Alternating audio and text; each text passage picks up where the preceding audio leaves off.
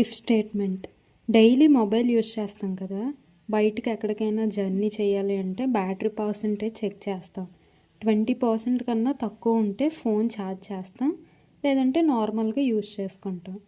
If statement కూడా condition check చేసి true అయితే బ్లాక్లోకి ఎంటర్ అయ్యి స్టేట్మెంట్ ఎగ్జిక్యూట్ చేస్తుంది. ఒక ఎగ్జాంపుల్ ప్రోగ్రామ్ చూద్దాం. బ్యాటరీ వాల్యూ 15 ఉంది. ఇఫ్ కండిషన్ చెక్ చేయండి. 15 <20 కండిషన్ సాటిస్ఫై అయింది.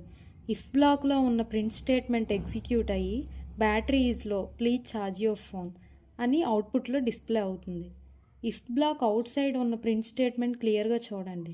ఇది ఎవ్రీ టైం రన్ అవుతుంది, నో మ్యాటర్ వాట్. ఇక్కడ ఇండెంటేషన్ డిసైడ్ చేస్తుంది ఏ కోడ్ రన్ అవ్వాలో. Let me show you by changing battery value. Battery 30 తీసుకున్నాను. 30 <20 కండిషన్ ఫాల్స్. ఇఫ్లో ఉన్న ప్రింట్ ఇంకా ఎగ్జిక్యూట్ అవ్వదు. అవుటర్ లెవెల్లో ఉన్న ప్రింట్ స్టేట్మెంట్ మాత్రం ఎగ్జిక్యూట్ అవుతుంది.